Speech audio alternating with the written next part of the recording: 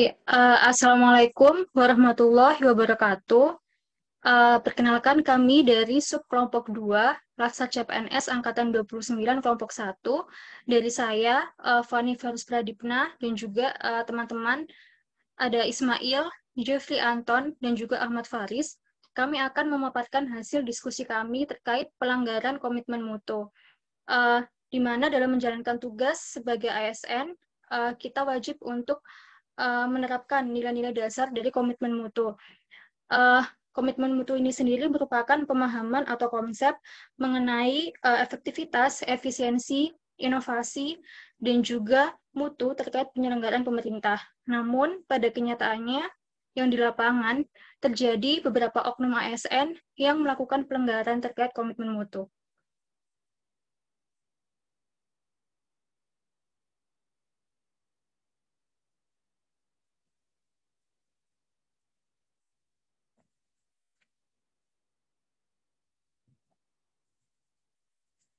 Yang pertama yakni pungli atau pungutan liar dalam pelayanan.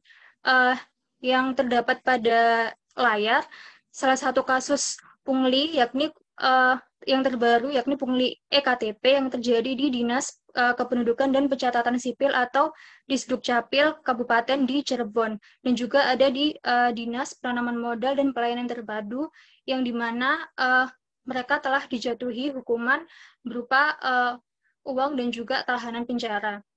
Nah, kasus pungli ini dapat menurunkan mutu pelayanan dari seorang ASN. Pungutan ini sudah mendarah daging pada jajaran masyarakat, sehingga hal ini menjadi suatu presiden yang buruk di mata masyarakat. Perlu adanya perbaikan integritas maupun sistem pelayanan publik atau public services, sehingga kita dapat mengembalikan kepercayaan masyarakat.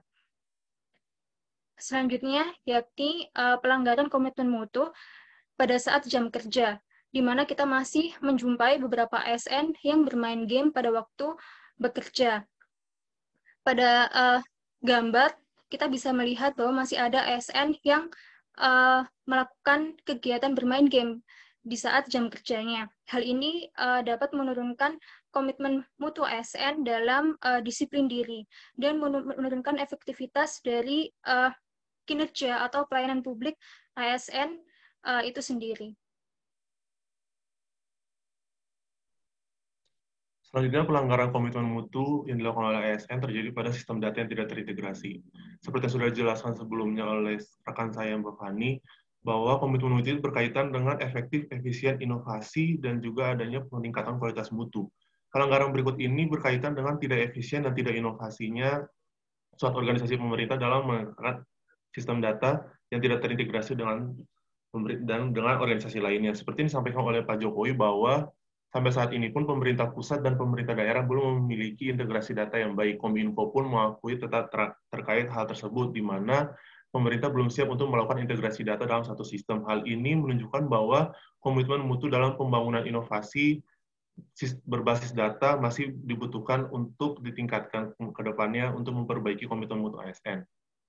Berikutnya, pelanggaran komitmen mutu ASN terjadi pada pola kerja WFH yang sering dianggap libur, di mana kita tahu saat ini Indonesia ataupun dunia sedang menghadapi pandemi coronavirus, di mana pola kerja akhirnya dirubah, yang mana 100% harus bekerja di kantor berubah menjadi 75-25%, di mana 75% mengadakan work from home dan 25% bekerja di kantor.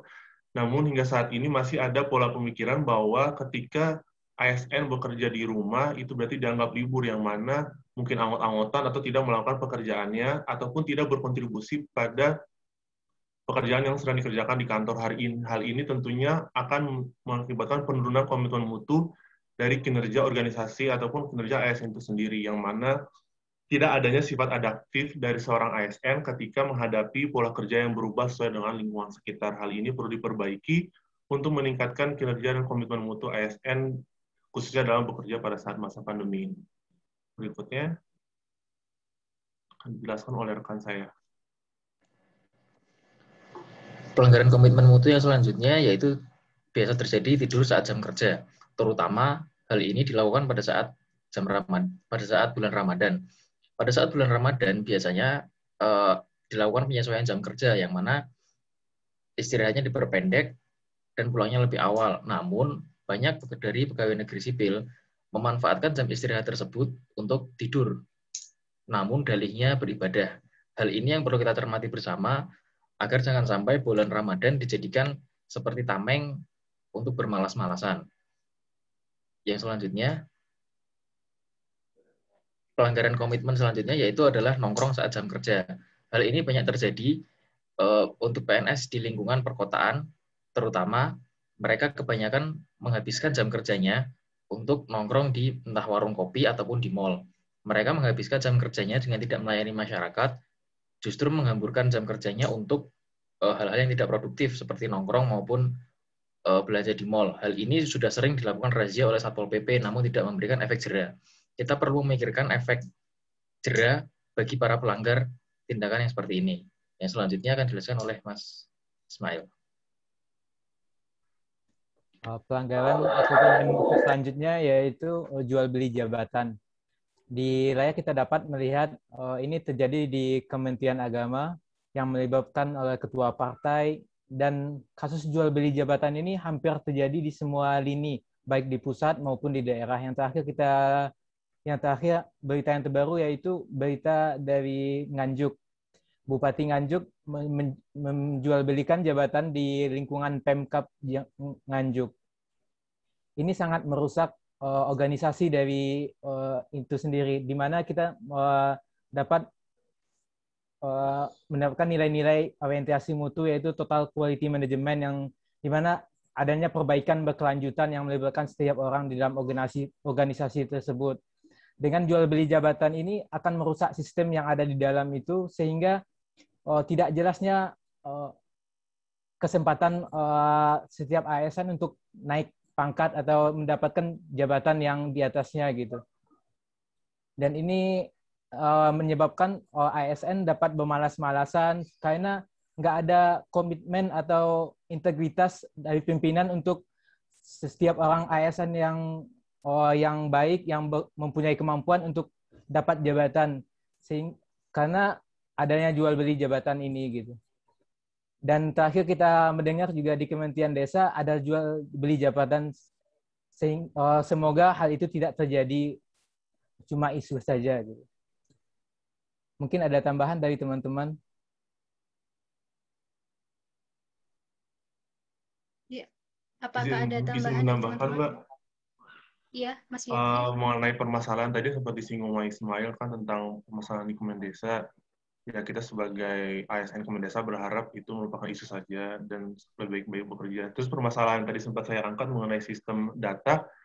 Sebenarnya kalau menurut saya ini juga masih menjadi satu permasalahan di Kemendesa, karena contohnya saya dari bagian transmigrasi, saya bekerja di transmigrasi, tapi saya tidak mampu untuk mengakses ataupun mengetahui hal dasar mengenai daerah tertinggal seperti tempat kerjanya Mas Faris ataupun Mbak Fani, ataupun tempat kerja data-data yang ada di Mas Ismail, yang mana perlu birokrasi yang lumayan ribet, di mana saya harus mengirimkan surat, menanyakan kontak, menunggu respon balik, yang mana ini membuat pelayanan kita ke depannya ataupun kinerja kita ke depannya akan terhambat. Kalau untuk masalah saya, menurut saya di Kemendesa salah satunya itu sih, belum mempunyai sistem data yang terintegrasi antar unit kerja satu dengan yang lain. Ya. Terima kasih Mas Jeffrey. Apakah ada tambahan dari Mas yang lain? Dari Mas Faris atau Mas Ismail? Saya setuju sekali ya dengan yang disampaikan oleh Mas Jeffrey. Jangankan untuk data yang terintegrasi untuk antar direktorat, bahkan untuk sharing data satu direktorat aja kadang kita kesulitan. Karena tidak adanya semacam server untuk mengumpulkan data-data. Selain itu juga koneksi internet di kantor cukup memprihatinkan. Benar. Setuju. Ya, saya sangat setuju dengan teman-teman itu, karena saya pernah mendengar koordinator saya bilang semua departemen, semua direktorat itu punya data gitu. Tapi ketika ditanya oleh Gus Menteri gitu, datanya itu nggak ada di semua tempat gitu. Tapi kalau kita tanya data BPI ada tentang dana desa, dana ini gitu. Tetapi pas kita mau nampilkan ke Gus Menteri itu nggak ada gitu. harus dicari lagi, harus diinin lagi, diintegrasikan lagi gitu. Emang permasalahan data ini sangat krusial sekarang ini. Ya, baik. Jadi semuanya sepakat ya bahwa memang yang terjadi di unit kerja kita adalah terkait permasalahan integrasi data, sehingga perlu semacam satu server agar ketika kita mencari data atau ingin mengetahui data dari unit kerja lain, kita bisa mengaksesnya secara cepat seperti itu. Walaupun di sisi lain internet atau jaringan bermasalah seperti kata Mas Faris tadi. Ya, sekian dari kami, dari diskusi kelompok 2 terkait pelanggaran komitmen mutu. Kami berharap bahwa dari kami pribadi dapat menjalankan tugas kami sebagai ASN secara baik dan menerapkan nilai-nilai dasar ASN, salah satunya yakni komitmen mutu dengan baik seperti itu. Ya, terima kasih. Wassalamualaikum warahmatullahi wabarakatuh. Waalaikumsalam warahmatullahi wabarakatuh.